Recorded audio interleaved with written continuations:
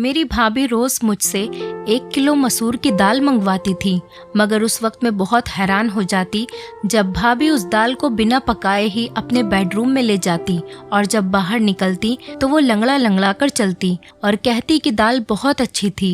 एक दिन भाभी का राज जानने के लिए मैंने अपनी छोटी बहन को भाभी के कमरे में छुपा दिया। कुछ देर बाद जब बहन लंगड़ाती हुई बाहर निकली तो मेरी जान ही निकल गई। आज शीतल भाभी ने मुझसे 1 किलो मसूर की दाल मंगवाई थी। मैं जैसे ही वो दाल लेकर घर पहुंची तो भाभी ने थैला मुझसे ले लिया और अपने कमरे में चली गई। मैं हक्का बक्का रह गई कि भाभी को क्या हुआ। अभी आधा घंटा ही हुआ होगा कि मेरे भैया ऑफिस से जल्दी घर आ गए थे। उनकी तबीयत खराब थी और मैं अपने कमरे में ही बैठी थी। भैया को देखकर मैं जल्दी से उठकर उनके पास आ गई थी। मुझे उनकी चिंता सताने लगी थी, मगर वो बोले थोड़ी देर आराम करूंगा तो ठीक हो जाऊंगा। फिर उन्होंने अपने कमरे में जाने के लिए दरवाज़ा खोलने की कोशिश की तो दरवाज़ा अंदर से बंद था। भैया को कुछ शक हुआ तो भैया ने दरवाज़ा पीट डाला, मगर कमरे से तो भाभी की कोई आवाज़ ही नहीं आ रही थी। भैया ने मुझे घूर कर पूछा, शीतल कहाँ है और दरवाज़ा अंदर से क्यों बंद है? मैं घबरा गई और बोली, भैया भाभी तो कमरे में ही है, शायद उनकी आंख लग गई होगी, हो सकता है भाभी आराम कर रही हों। भाई ने जोर जोर से दरवाज़ा बजाया, फिर बोले, शीतल दरवाज़ा खोलो, जल्दी करो। लेकिन भाभी ने कोई आवाज़ नहीं दी। मैं भैया का हाथ पकड़कर उन्हें बाहर बरामदे में लेकर आ गई और बोली, आप यहाँ बैठ जाइए, मैं दरवाज़ा खुलवाती हूँ। अब मैंने ज़ोर ज़ोर से दरवाज़ा पीटना शुरू कर दिया और साथ ही साथ कहती रही कि भाभी दरवाज़ा खोल दो, भैया आराम करने के लिए घर आए हैं, उनकी तबीयत कुछ ठीक नहीं है। लेकिन अंदर इतनी शांति थी कि कोई हलचल ही नहीं हो रही थी। मैं भैया के पास आकर बैठ गई। उनका चेहरा गुस्से से लाल हो रहा था। मैं बोली, भैया आप मेरे कमरे में आराम कर लीजिए, हो सकता है भाभी सो गई हूँ। निशा भी तो सो ही रही है ना? भैया ने ना में सिर हिला दिया और मुझसे बोले कि तुम यहाँ से जाओ, तुम भी आराम कर लो। लेकिन मैं भैया के पास ही बैठी रही। तभी भैया के कमरे का दरवाज़ा खुला और भाभी लंगड़ाते हुए बाहर निकलने लगी। भैया एकदम गुस्से से उठे और भाभी पर चिल्लाते हुए बोले, कमरा अंदर से बंद क्यों था? तुम नहीं जानती क्या, मैं अपनी 2 मासूम बहनें तुम्हारे हवाले करके काम के लिए बाहर जाता हूँ। तुम तो हर रोज़ ही यही सब करती होगी। तुमने मेरी बहनों को अपना समझा ही नहीं है। मैं खुद 16 साल की कम उम्र और डरपोक सी लड़की थी। भैया के गुस्से को देखकर मैं खुद ही डर गई थी, मगर फिर भी मैं आगे बढ़ी और बोली, भैया आप गलत सोच रहे हैं। भाभी ने कभी हमको पराया नहीं समझा, वो माँ की तरह हम दोनों का ख्याल करती हैं।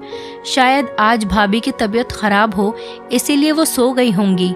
मेरी बात सुनकर भैया ने मेरे सिर पर हाथ फेरा और खुद कमरे में चले गए। भाभी की आंखों में आंसू आ गए थे और उन्होंने मुझे गले से लगा लिया था।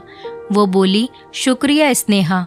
मैंने कहा, शुक्रिया को मारो गोली, जल्दी चलो भाभी किचन में, चलकर दाल बनाते हैं।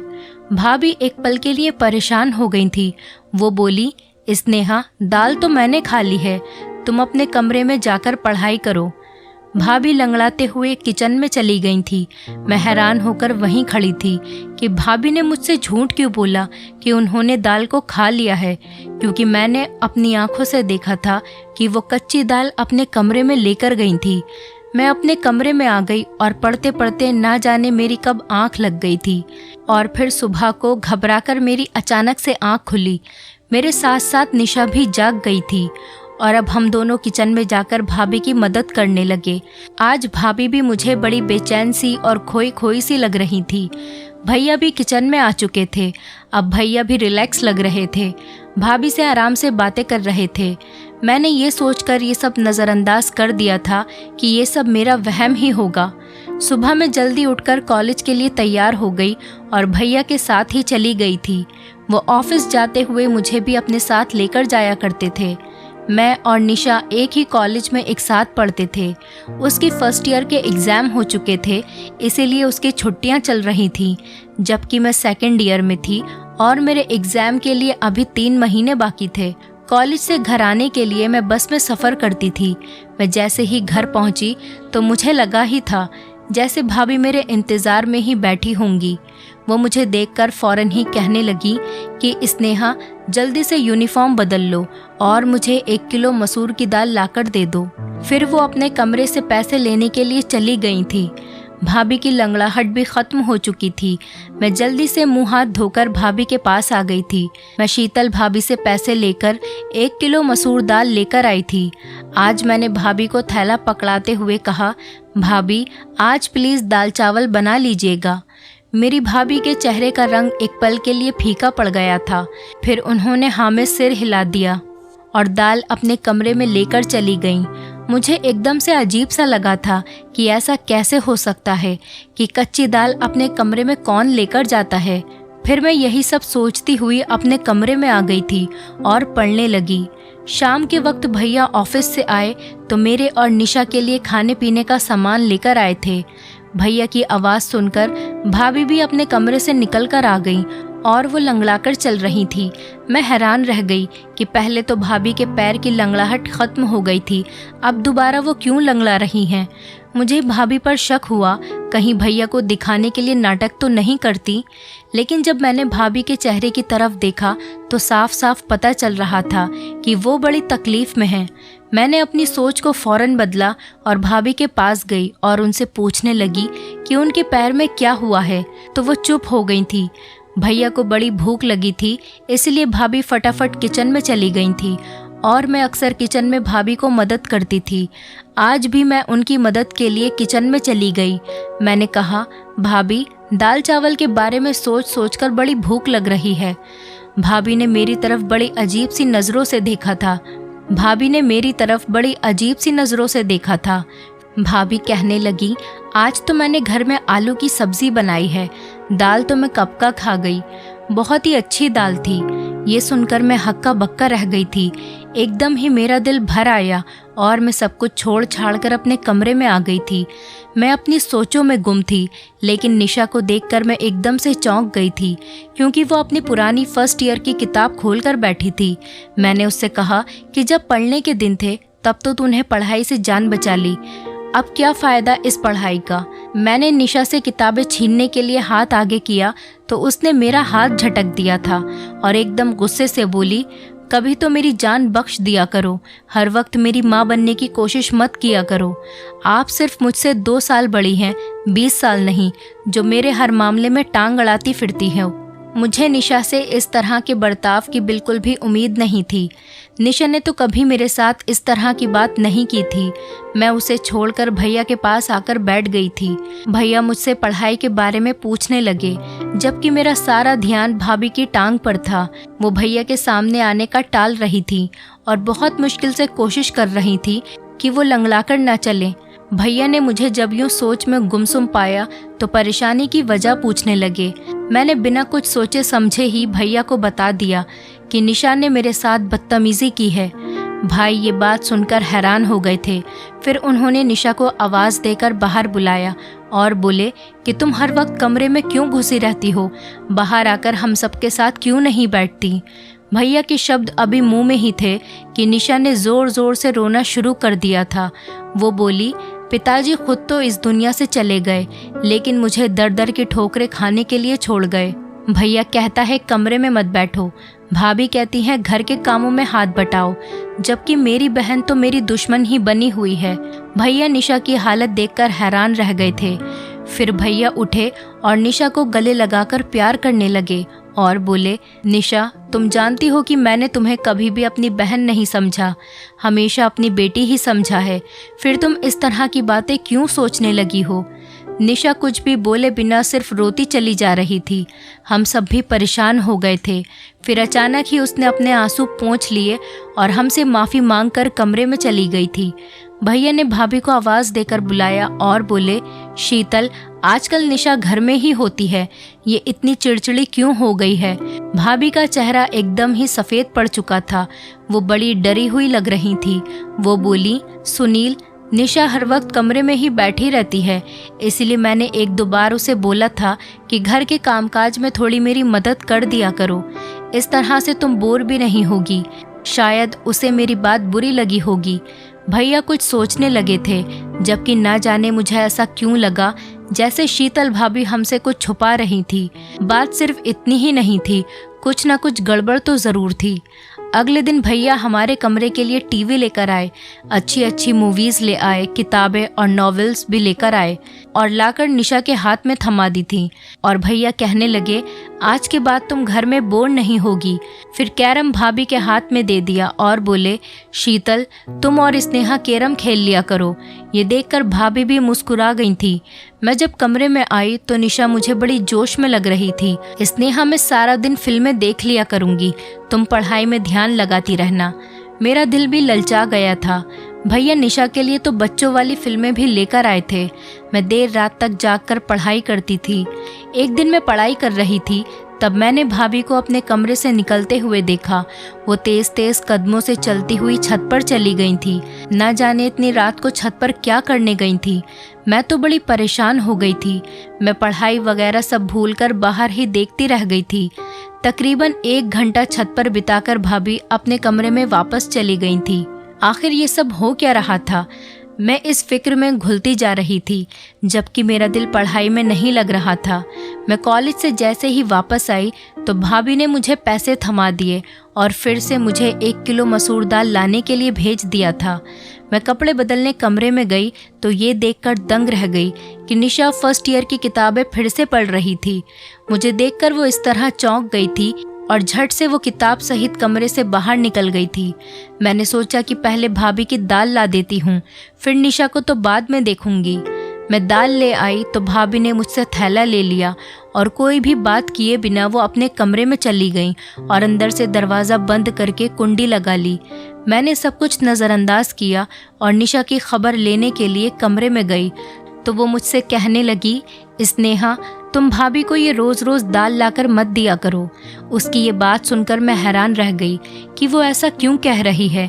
तो मैंने इस पर उससे पूछा, क्यों, क्या हुआ निशा? जल्दी से उठकर वो मेरे पास आई और कान में मुझे ऐसी बात बोल दी कि मेरा सिर चकराने लगा। मैं निशा की बात झुठला भी नहीं सकती थी, क्योंकि वो सारा दिन घर में ही होती थी।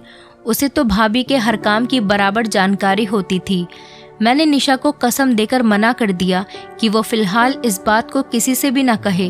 मैं खुद इस सारे मामले की तहकीकात करूंगी, फिर सच सामने आ जाने के बाद ही कुछ फैसला करेंगे। मैं पढ़ने बैठ गई तो निशा टेरेस पर चली गई थी। पढ़ाई में मेरा दिल बिल्कुल भी नहीं लग रहा था। मैं निशा और भाभी की वजह से बहुत परेशान थी। ये दोनों ही बड़ी अजीब अजीब सी हरकतें कर रही थी। मैं अपनी सोचों में गुम थी कि तभी भाभी कमरे से बाहर निकल आई और वो लंगड़ाते हुए चल रही थी। मुझे दाल में कुछ काला लग रहा था।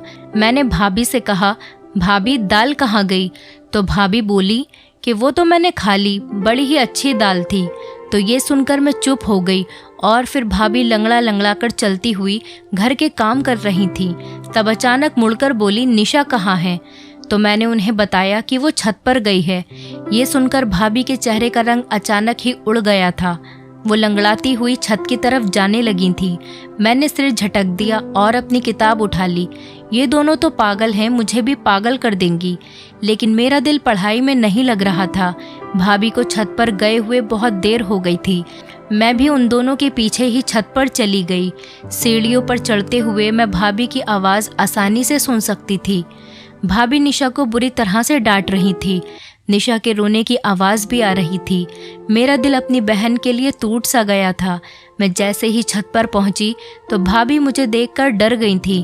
उन्होंने निशा को गले से लगाया और प्यार से बोली, कैरम नहीं खेलोगी अपनी भाभी के साथ? निशा ने भी अपने आंसू पोंछ दिए थे और ज़बरदस्ती मुस्कुराने की कोशिश कर रही थी। मैं उन दोनों को हैरत से देख रही थी। मैंने निशा का हाथ पकड़ा और उसे खींचते हुए नीचे लेकर आ गई थी। उसे कमरे में लाकर मैंने पूछा, भाभी तुम्हें क्यों डांट रही थी?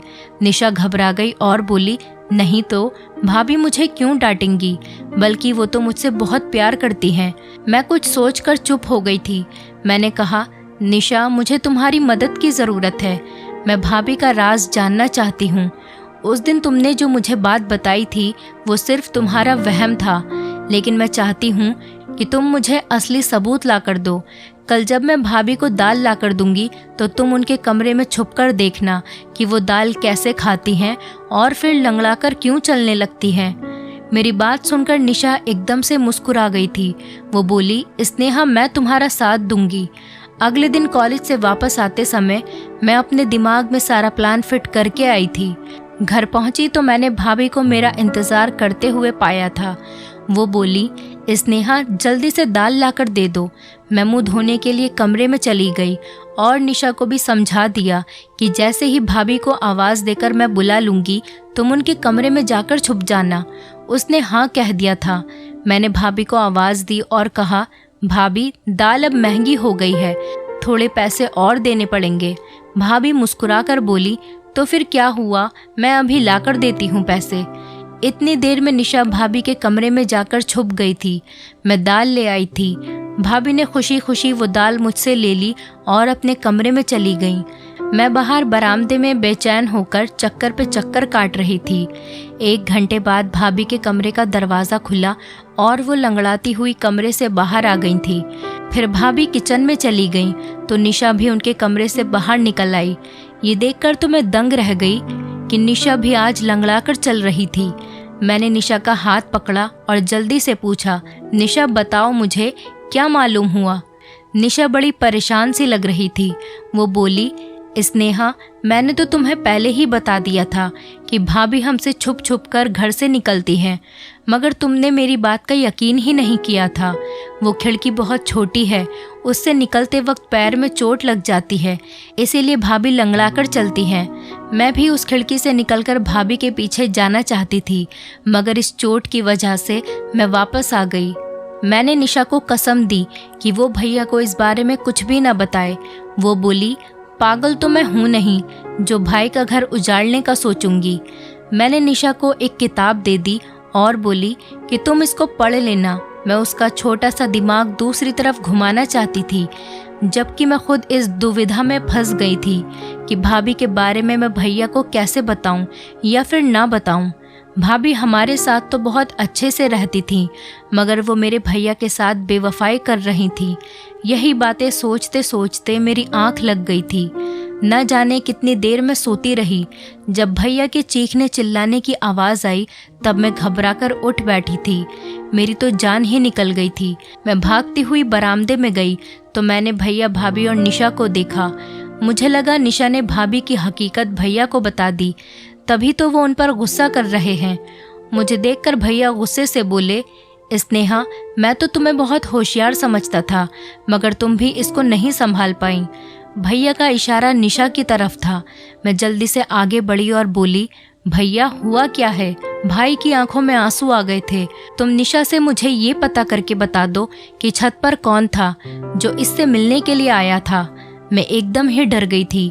मैंने जोर जोर से नाम में सिर हिला दिया था। मैं भैया से कहने लगी, भैया, हमारी निशा ऐसी नहीं है, ज़रूर आपको कोई गलतफहमी हुई होगी। भाभी भी आगे बढ़कर बोली, सुनील, आप बिना सबूत इतना गुस्सा ना करें, बच्ची है, सुधर जाएगी। भैया अब भाभी को घूर घूर के देख रहे थे। वो बोले, मैंने शादी के पहले दिन ही तुम्हें बता दिया था कि ये दोनों लड़कियां सिर्फ मेरी बहनें नहीं हैं, बल्कि मैं इन्हें अपनी बेटियां भी समझता हूँ। तुम माँ बनकर इनकी परवरिश करना। इस तरह से पालन पोषण किया है तुमने इनका। मैंने निशा का हाथ पकड़ा और उसे अपने कमरे में ले गई थी। मैंने निशा से पूछा, तुम मुझे सब कुछ सच सच बता दो कि आखिर बात हुई क्या है।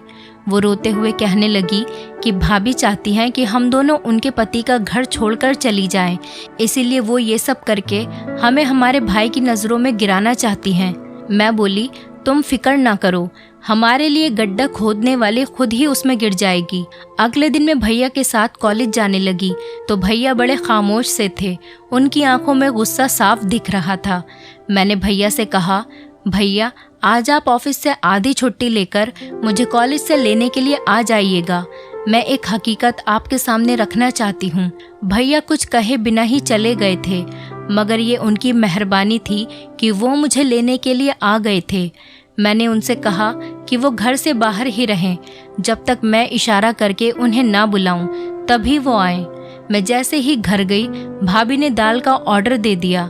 थोड़ी देर बाद जब मैं दाल लेने बाहर निकली तो भैया आगे बढ़े और बोले, कहाँ जा रही हो? मैंने कहा, बस आप चुप रहें, आज हकीकत आपके सामने आ जाएगी। मैं दाल लेकर घर चली गई तो भाभी ने मेरे हाथ से दाल का थैला ले लिया और कमरे में चली गई। मुझे इसी वक्त का इंतज़ार था। मैं जल्दी से घर से बाहर आई और भैया को अपने साथ घर लेकर गई। मैंने कहा, भैया आप अपने कमरे का दरवाज़ा खोलिए। भैया के पास एक कटर था जिसके ज़रिए से उन्होंने कमरे का दरवाज़ा खोल लिया था। जब हम अंदर दाखिल हुए तो भाभी अंदर कमरे में नहीं थी। उनके कमरे की खुफिया खिड़की खुली हुई थी। भाई ने उस खिड़की से बाहर देखा तो उन्हें भाभी नजर आई। वो तेज तेज चलती हुई कहीं जा रही थी। भैया भी उस खिड़की से कूद गए थे, जबकि मैं और निशा भी बड़ी मुश्किल से उस खिड़की से उतर पाए थे। हम तीनों भाभी का पीछा करते हुए दूर एक सुनसान सी जगह पर पहुंच गए थे। एक बाबा का घर था जहां लोग ताबीज़ बनाने के लिए आ जाया करते थे। तेज तेज चलते हुए अचानक जब भाभी ने पीछे मुड़कर देखा तो हम तीनों को देखकर उनके चेहरे का रंग फीका पड़ चुका था। भैया आगे बढ़े और भाभी का हाथ पकड़कर उन्हें घर ले आए थे। भैया के तेवर बड़े खतरनाक हो चुके थे। वो भाभी से बोले, शीतल, आज मैंने अपनी आंखों से सब कुछ देख लिया है, तो झूठ बोलने का कोई मतलब नहीं है, मुझे सच सच बता दो। तब भाभी बोली, सुनील, भगवान जानता है मैंने आपकी इन दोनों बहनों को अपनी बेटियों की तरह ही समझा है, मगर इनकी वजह से आप मुझ पर शक करते कि मैं इनका ख्याल नहीं रखती। इनकी वजह से आप मुझे 2 शब्द भी सुना देते थे। तब मुझे ये वहम हो गया था, शायद आप मुझसे प्यार नहीं करते। ऐसा भी लगता था कि जैसे आप किसी और से मोहब्बत करते हैं और मुझे तलाक दे देंगे। मैंने अपनी बड़ी बहन से इसके बारे में बात की तो वो कहने लगी, एक साधु बाबा है जिनका मंत्र बहुत शक्तिशाली है, उससे पति मुट्ठी में आ जाता है, इसीलिए मैं आप सबसे छुपकर उनकी सभा में जाने लगी थी।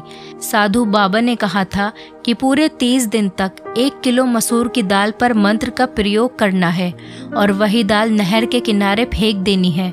मुझे ये सब करते हुए पूरे 25 दिन हो चुके थे। मैं आप दोनों के जाने के बाद उसी मंत्र का पाठ करती थी, जिसकी वजह से निशा पर ध्यान न रख सकी। मुझसे चूक हो गई। निशा अपने ही इलाके के आवारा लड़के रवि से मोहब्बत कर बैठी और इनके दरमियान चिट्ठी और ख़त का सिलसिला शुरू हो चुका था। मुझे निशा पर शक हुआ, इसलिए मैं आधी रात को उठकर छत पर चली गई। तब मुझे रवि का ख़त नज़र आया। उसमें उसने निशा की बहुत तारीफ़ करी थी। मैंने वो ख़त निशा को दिखाते हुए कहा कि मैं तुम्हारी हकीकत तुम्हारे भैया को बता दूंगी, इसीलिए समय के रहते सुधर जाओ। मगर निशा तो मुझे ही अपना दुश्मन समझने लगी थी।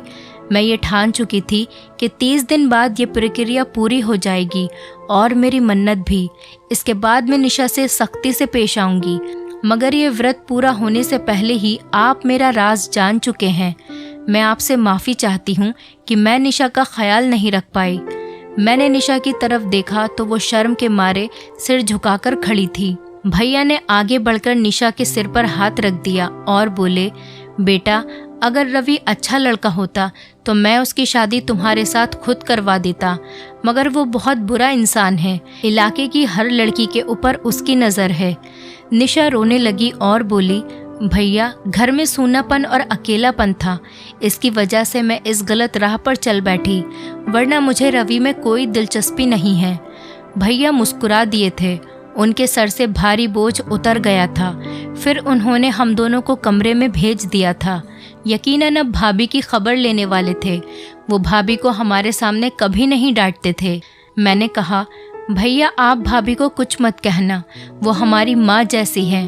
भाभी रोते हुए हम दोनों बहनों के गले लग गईं और एक बार फिर हमारे घर में प्यार का खुशनुमा माहौल बन चुका था। दोस्तों, उम्मीद करती हूँ आपको हमारी कहानी पसंद आई होगी। कहानी पसंद आई है तो वीडियो को लाइक करें, चैनल पर नए हैं तो चैनल को सब्सक्राइब करें और हाँ, नोटिफिकेशन बेल को ज़रूर दबाएं ताकि अगली अपडेट सबसे पहले आपको मिले।